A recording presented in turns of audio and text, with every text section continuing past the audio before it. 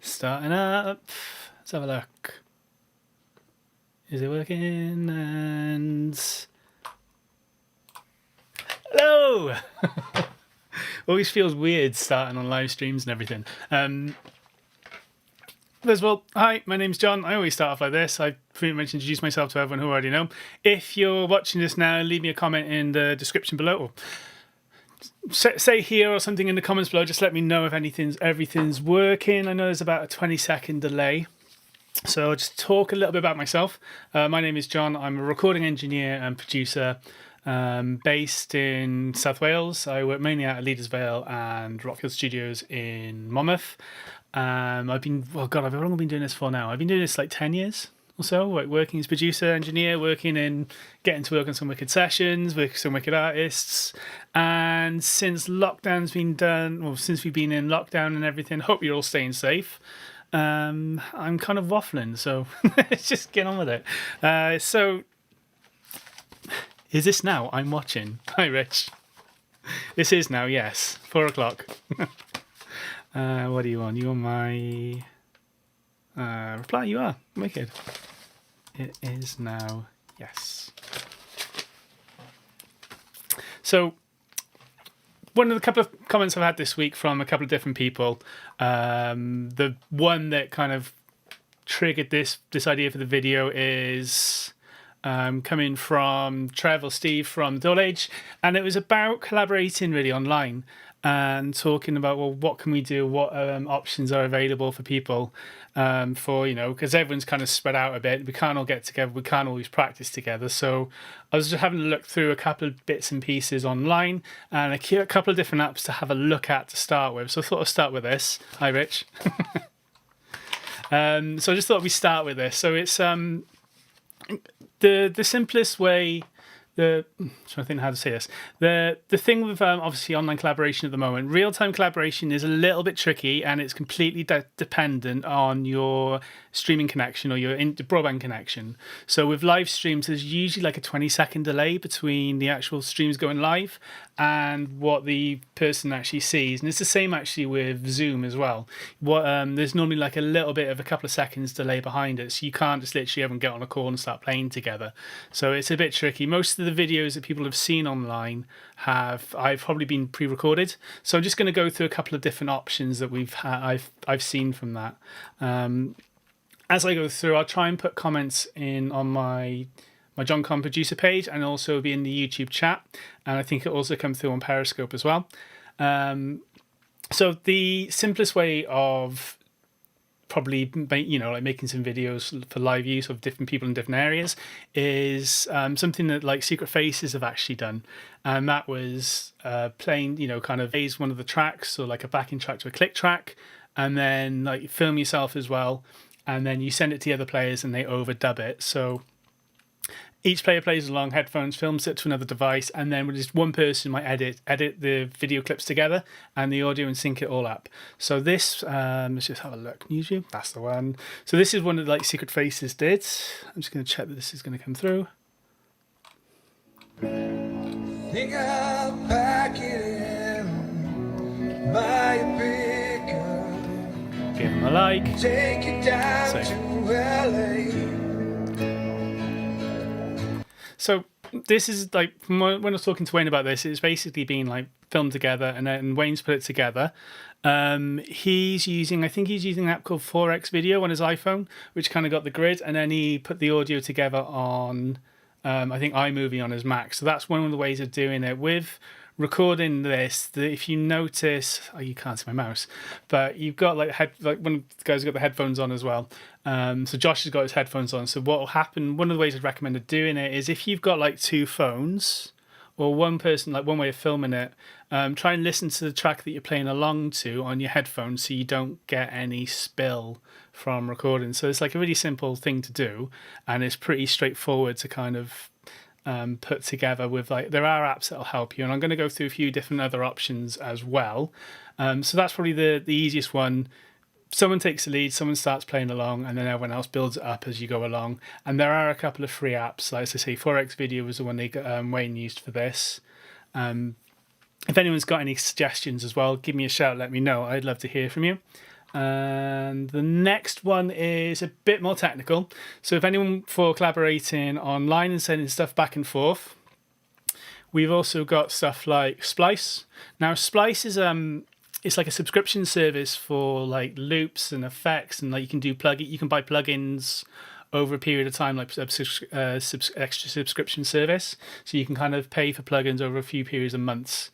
And Splice have also got, within the app, you can actually collaborate with certain projects. So if you're working in Logic, GarageBand, I think it's Ableton. I'm just going to check on here now. I think there might be one more as well. Where is it? And Fruity Loops. So if you're using, one of those Logic, Ableton, GarageBand, Fruity Loops, and you want to collaborate with other people, so if other people in the band have Logic or you've all got the same software, you could upload the session, invite that person to collaborate with it, and then you have different versions that you can kind of send back and forth to people. So that's not with video, but it's just another idea of being able to kind of collaborate with different people online. For if any Pro Tools users, Avid have got the cloud subscription service as well. So like Pro Tools, the Pro Tools sessions are PTX, and I think you've got Pro Tools projects which you can upload sessions to the cloud and collaborate online as well. And I know Cubase has got a program called VST Connect, which will let you record 8 tracks within Cubase. Well, it might be a 16 or something, but I think it's there's a way of actually recording, collaborating with VST Connect for Cubase. So that would be the next one. Splice, again, you do need the subscription. You do need to be paying for that to actually have that working. And it might not be for everyone. So the real-time thing isn't quite as good. The next one that I was looking at, the next one I was going to look at then is also Jamkazam. Now, this one's been around for a while, and it's made by the guys who make JamHub. And like this one's idea is basically you're connecting with each other. I think this has been around for a while, but obviously with lockdown happening, it's meant that this has kind of been accelerated a bit. And I think they've done a crowdfunding campaign recently to raise a bit of money to put this into more development. So the idea is that there's an app that you connect to, and you need like a sound card or something to connect to your laptop. So like Focusrite Solo or like iRig might work. That'll connect to your laptop, and then you basically stream your service stream your instruments online, and be able to actually write down with other members of your band. I haven't tested this. Initially, the feedback that I was seeing online is that there was a bit of slightly too much of a delay, but I would recommend having a look at it, because I think Jamkazam are looking at updating this so that you can stream online, and they're trying to get the support so they can actually stream live to YouTube as well. So it'd be something that if you are looking at doing stuff like that, so if you are looking at performing live together, have a trial of this first before you go on YouTube. It's free to sign up and have a go. So at this moment in time, I mean, if you've got time, you're not working, you're furloughed, give it a shout and see what happens. So that's like one to have a look at now. The next one that is it's a bit simpler. And this is by Tract. So Tract is, and this basically is like an iOS app or an Android app. The free version, I think, gives you 4 channels. I think there's a small paid upgrade for 8 channels. And the idea is just that you can record, say, like 4 tracks or something. You can record ideas down. So this is more like a songwriting collaboration idea. You could record four bits and pieces off your phone, send them to one of the other bandmates, and you can kind of send projects back and forth as well. Again, it's a pretty decent team involved with it. Let's just go back to the app. Cool. So it's just literally free to download. Free to download, a couple of ideas that you can record on, and then you can kind of send stuff back and forth. And there's profiles, a bit like social media. You can share this on other tracks as well. And the other thing as well, you can leave comments as well for like friends or people you're working with. So it doesn't have to obviously just be with your band, but it could be with other people that you're working with online. Right. Next one is another app by a company called Mixchord, and this is called Acapella. So this is, from what I've seen, this looks more like something from like, it reminds me it's almost like TikTok for musicians, where you can kind of stack and layer takes of your vocals, your singing. You could get like quite a few different people on, and the idea is that you kind of basically hold it hold the camera, film, and sing and play over the top of it. You could send it to friends and collaborate that way as well. And I think with a cappella, it should be pretty good to kind of put everything together. So I'd recommend having a look at all of these and seeing how you get on with all that. So I'm just gonna quickly want to check a couple of bits. Let me know what you guys think. I think a cappella is going to be a really, really interesting one. The other thing as well is there's also another app that they have called Mixcam, which actually lets you kind of use both cameras on your phone at the same time. So you could look at using it for interviews and stuff. So that's also something like, obviously it has to be in person, but it's a good idea, or something like be something to look into for other bits and pieces. And I think they've also got for editing on your phone as well. Pick, play, post.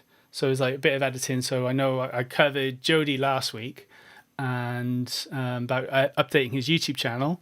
If you were looking at filming stuff, you haven't got, I know a lot of people these days haven't got laptops, haven't got computers. Phones and iPads are really, really powerful these days, and they should be able to actually edit, and you should be able to do everything you need to for social media on these posts. Okay.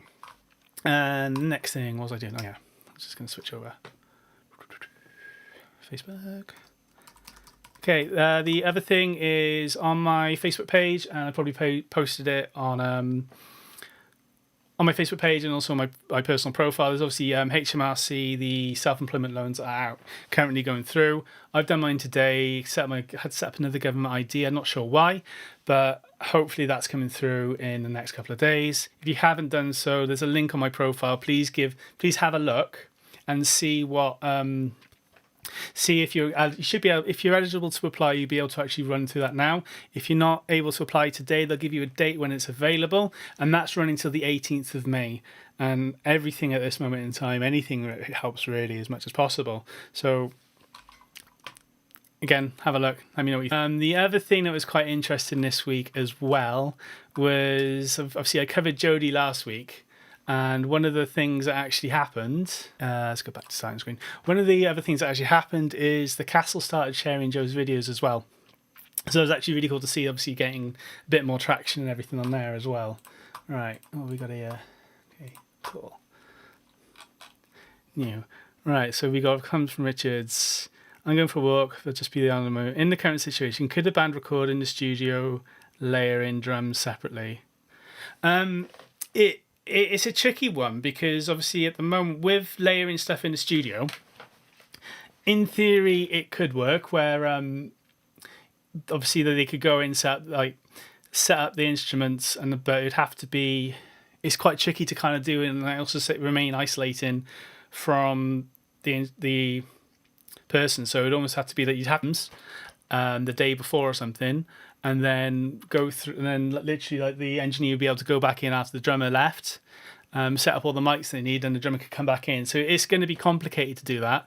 Obviously, in Wales, the lockdown situation is that we're not open at the moment. We're not able to get into the studio. The whole building's actually locked down. In theory, it could be, but I'd have to look into it more and find out. Yeah, so I'll find out, Rich, and I'll get in touch. I'll give you a shout about that. The other thing, what's the next thing that I was going to do? Oh, yeah. So next thing then was, let's just get that up. Speed and collaboration tools. The next thing I wanted to talk about then was also, I'm on the wrong view. Cool.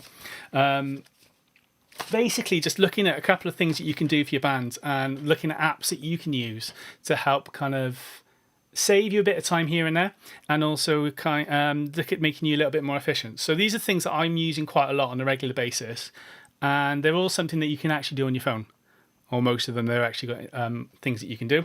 So the first one that I generally, I swear by, has actually changed a lot of the, help me if I want to the right screen. Right. So the first one I actually really, really like is an app called Snapspeed. It's developed by Google, and it is a photo editing app which you can have on your phone. And so if you just literally want to have something for Instagram, or for like your usual posters, or like for social media, I tend to use this quite a lot now. So basically, like if you're looking on App Store or Google Play Store, it's literally all one word, Snapspeed, and it just lets you kind of you can save presets. It gives you a bit more control on the filters and the images that you can use. So what I'm using at the moment is I'm using a lot of my photos have probably come from this camera, which is I use for filming most of my YouTube content if it's not live. And what I'm doing is I'll normally like transfer that over Wi-Fi onto my phone, and I'll edit the picture in Snapspeed, just do a couple of color changes. And you can also save presets on this, so then literally you can just load a preset. And I've got that on my Instagram quite a lot as well. Where's my socials gone? What are you? No. You can go actually. Yeah. Socials. That's weird. What have I got in here then? Anyway, turn you off. So yeah, Snapspeed's brilliant. And I mentioned Canva last week as well. So what I'm tending to do is I'll edit the photo on Snapspeed, and then when I'm using Canva, I'll normally upload it into my templates in Canva. Now I use that for like my thumbnails on Facebook, like the YouTube banners, Facebook cover pages, or any graphics as well. So those two together are really, really, really good. I'd recommend having a look at that. Honestly, it'll change your life. The next one then, get there, canva.com, which is obviously with that. I already mentioned that. Right, the next one is for automation. So ifttt.com is basically it stands for if this, then that.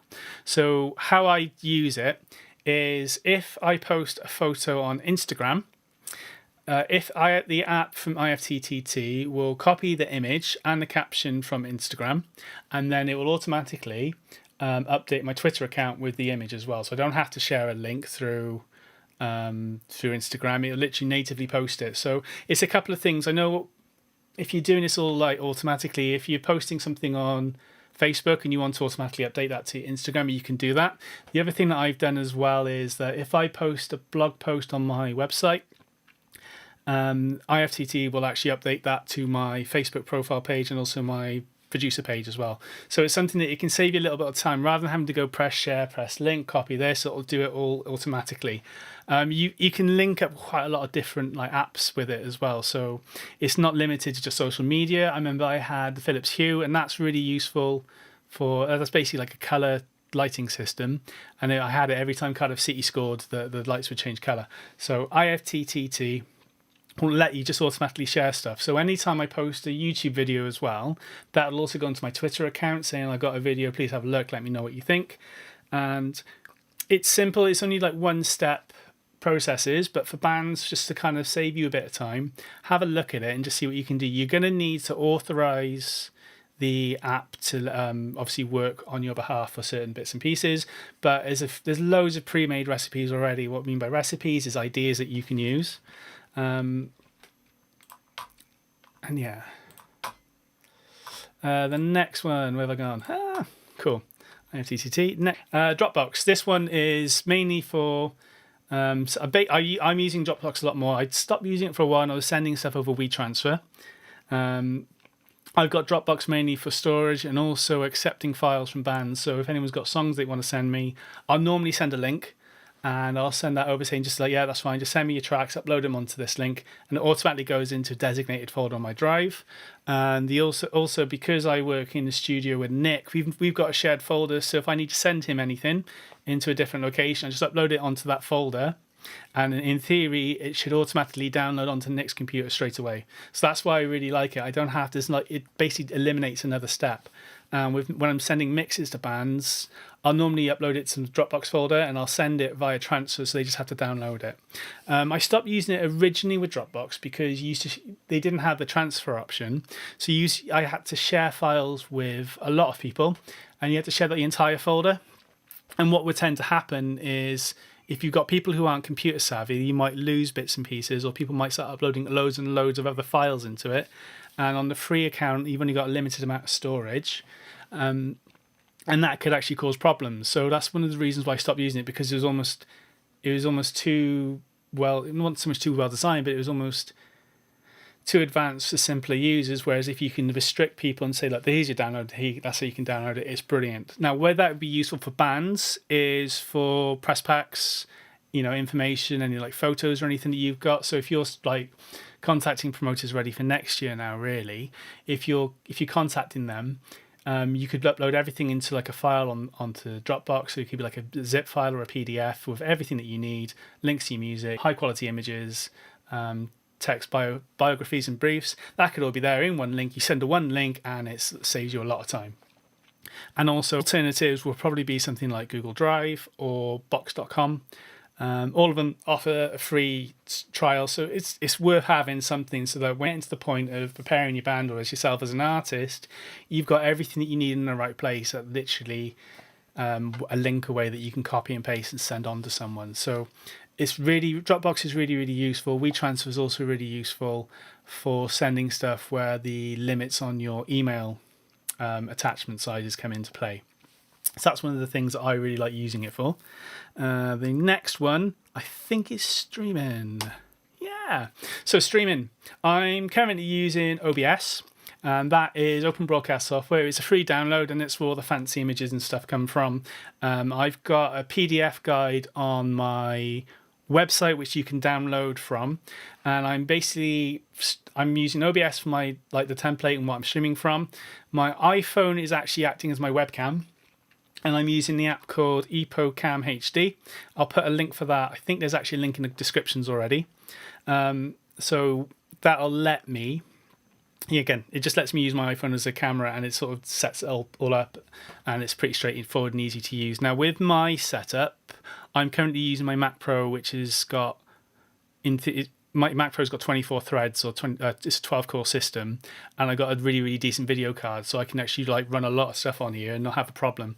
One of the comments from last week was they were getting issues with regards to laptops that are maybe like 5-6 years old, and sometimes the issue was coming from being a dual-core laptop and having a video card that might be quite old, so the computer was kind of on its last legs and wasn't actually kind of producing what they needed to on the test streams. So you do need a decent system for streaming. If your laptop or your computer system is struggling a little bit just with the audio files, there's a very strong chance that when you add video into that as well, it can cause problems. So it's just worth having a look. Most of the new computers now, I imagine, will be pretty good. But again, it's a case of trial and error and seeing what works for you and what doesn't. Restream. I'll just talk about Restream really quickly. Restream lets me send the same video to Facebook, to YouTube. I've also got it to Periscope. You can set it up as well to tons and tons of other platforms. I think LinkedIn as well, but you've got to apply to LinkedIn. So what I'm doing at the moment is at the start of the video, I'm usually copying the links from YouTube over to LinkedIn. So that's what I'm using. It's really, really, once you've got a template set up, it's a case of more or less, I have everything kind of set up on my laptop, on the computer, and the template from the previous week will normally work. I just kind of adjust the camera, adjust a couple of bits and pieces of slides that I'm using, and that works really, really well. The other thing that I found as well is with streaming, because I'm also looking at streaming to Instagram. And streaming to Instagram, it's a bit different because you need to have, so it's kind of almost portrait rather than landscape. So I'm not currently doing that at the moment, but I have found that if you did want to do stuff or stream content through to Instagram off your computer or off your laptop, there's a company called Yellow Duck. You need to log in with your username and password, and it'll give you a stream key which is active for 15 minutes. So you basically just copy that information into OBS, and then that'll automatically let you then go live to Instagram. For me to do that, I'd have to use another laptop or something. So I've got my laptop, I could set that up and have OBS on another system, coming from a different angle. The reason why I haven't done that is because of the fact that you can't see comments. So it'd probably be easier if I was going to do Instagram, I'd need to have my phone back, and I'd have that literally next to the other one, and I could actually see the comments as we're going through. So that's one of the reasons why I haven't done it, but I'm going to have a couple of trials with that. But it does work. I have tested it, and you basically need to add authentication on your OBS settings for the custom link. So that's what you need to do for that. So the other thing that I'd ask, just really, really briefly or really quickly, if you're liking the videos, let me know what you think. If you're on YouTube, please subscribe. If you're on my Facebook profile, please like the Facebook page and give me a shout or any comments or questions that you guys might have. That's more or less me in terms of stuff I had prepared. I know I went way too long last time. Actually, what was it, like an hour? It's far too much. I only thought I was going to go for half an hour. So what I want to just do is just have a quick look at the chat stuff. So Rich was asking, have I tried for Helix Native? No issues. It just works as a plugin. So Helix Native is by Line 6. I was lucky to get the full version of it. They've got some really, really good presets for Ampeg. They've got quite a lot of I was really surprised at the Ampeg models and everything, but it works fine. It works really, really well as a plugin in any DAW. So like Pro Tools, Logic, just comes up natively. Sounds really, really good. It's really, really useful. And obviously then the Helix system is kind of like Line 6's answer to Kemper profilers. I've used one of the bands I've worked with to set came in with the full Helix floorboard stomp box, like floor pedal, big massive one.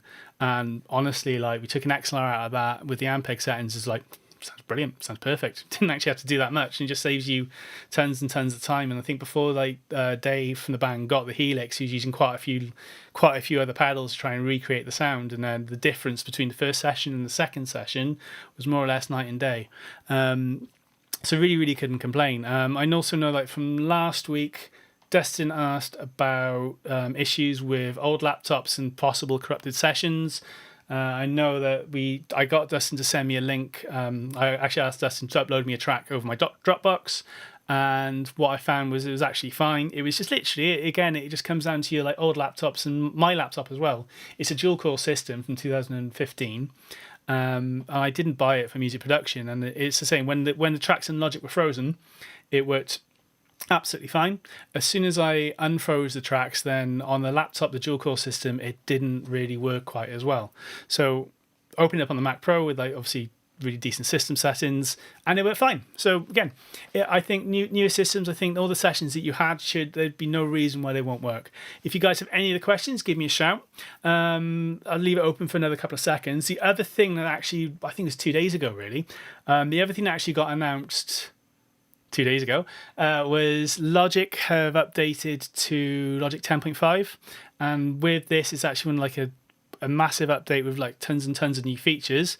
Obviously with tons and tons of new features means Logic and Apple change all the shortcuts from time to time, so certain things don't always quite work as well. So the first notification that I got was that the brain fart, one of the first notifications that I got, oh yeah, Dustin's got his new, having a dust, setting up his new machine right now, wicked. The other thing that I've got with the first thing that happened when I opened up the new version of Logic, it said, do you want to update your key shortcuts?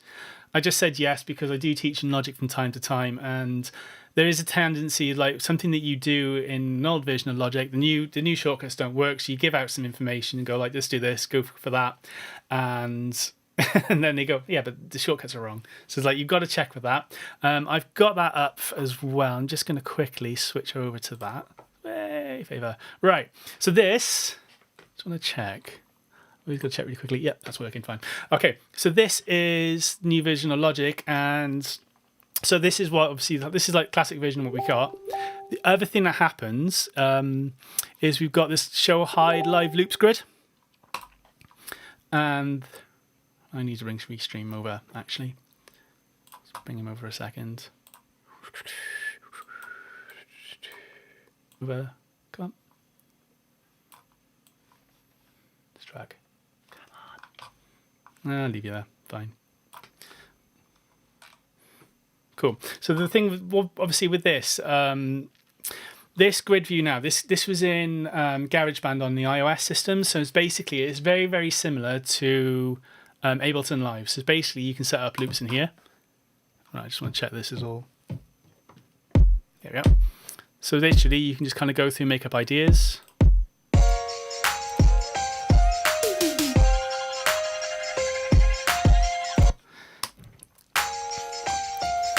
It's it's a bit, it's great for kind of you getting ideas. You don't have to kind of work about structures. One of the things that happened is in the timeline view, which is this section here, in classic view of Logic, when you press enter, it normally goes back to the start. One of the things that I've noticed is when you have this grid view up, enter doesn't always work as you want. So there's like something similar to Pro Tools in terms of they have focus windows. So we have this blue bar around the section, which is actually quite important because it means I think that like the shortcuts might vary from one view to or focus from one section to the other. So we have the timeline view, and then we've got the loops view. And if you want to record your loops or performances in, there's this button here as well, which says enable performance recording. So you press that, and then I think you literally, make sure I haven't got count off or anything on, you can press record. And then if I just press play.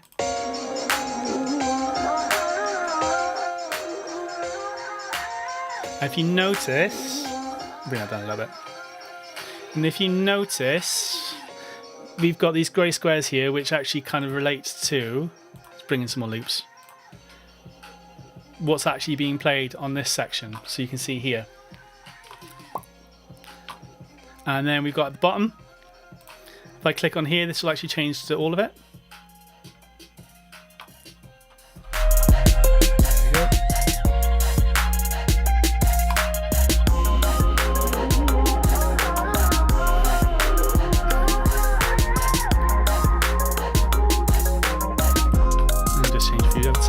So one of the settings that I've got is we've got quantized start, so we can actually change this so that it would start at different points. So we could do like 2 bars, we would change where the loop starts, so we've got to wait 2 bars before it comes in. So that's 1 bar.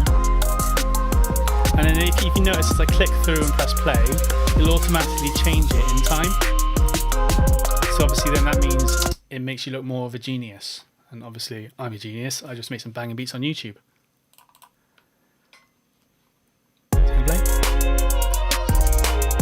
And now what's happened now here is I pressed play, but I didn't do the record, so you still need to press record to bring that in. So now I've got the next thing that I found when I was doing this is like I've now got this section, or this section, I'm pointing at stuff that you can't even see. I've got this section here, which is obviously lit up, and I was trying to figure out how do I now play what's on the timeline. And this is bugging me for ages. So if we look here, yeah, there it is. Okay, this will actually let you switch between it. So when this is on, this will actually toggle between the focus of this bar from left to right. I don't know what they've called it. I haven't looked at the manual, but this means now I've got my settings. And let's have a quick look at it. Yeah. So yeah, text tools change again, I think. So this is all the rest of the shortcuts look all right. But yeah, so that's one the other thing that happens. And then say like, what you can do is you can actually shift the focus for each track from left to right as well. So when they grey out, it means that the focus is coming over to here, onto the loops page. And if I switch back, it'll come back into coloured as well. So then if I want to record something, I'll only be recording the one track.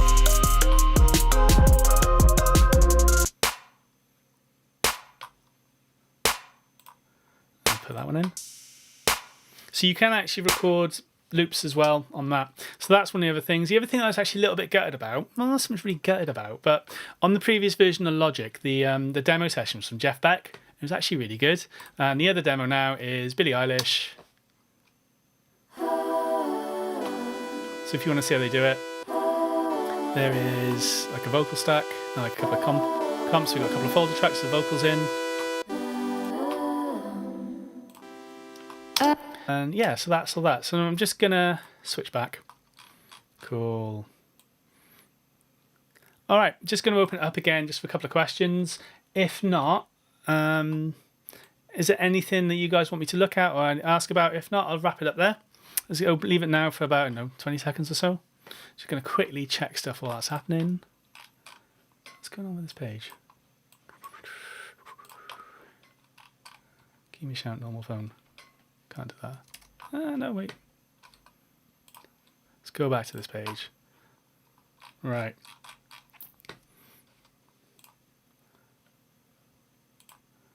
And yeah. All right. Cool. So what I'll do now is that's pretty much in the comments on my YouTube page.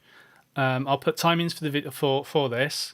and I'll also leave a load of links into the my comments as well. So what that'll mean, or question Rari sound library. Do new sounds I'm downloading have to be installed on the Mac hard drive? No, I don't think so. So the sound library, I think not this version of Logic. I think the previous version, 10.4, 10.3, you could actually set where the sound library was downloaded to. So it could be put somewhere else, like an external drive. I think that was from feedback about.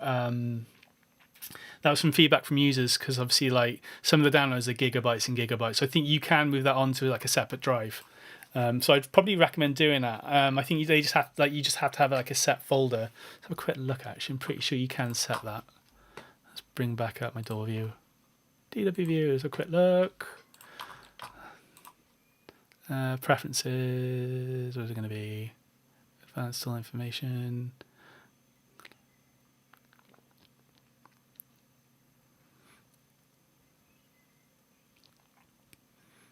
Yeah, I think that there is somewhere where you can put it. I'll have to double check and find out for you though. Yeah, I'm pretty sure you can do the samples and stuff elsewhere. Let's go back to chat. There's chat. There you are. Stream chat. Cool. Yeah, space point of view. I think you definitely can. But otherwise, yeah, as I said, I'm going to leave a load of links about the collaboration for the collaboration tools that I've recommended having a look at. And that will be in my comments on my page and also on YouTube. And I say, like, if you're going to watch this back, the YouTube channel is probably the best one because you can actually speed it up as well. But again, thanks very much for watching. If you've got any questions, drop me a message on either my website, which is johnconstantine.co.uk, which is JON, no H, because it's short for Jonathan. Awkward silence. And there's a chat message there as well. Give me a shout. I'll do my best to answer you, or as I say, like, I can drop a message or sort something else out as well. But again, please subscribe. If you think this might be useful for anyone, please share it as well. And even though this video is finished, let me know what you guys thought. If there's anything that you'd like me to look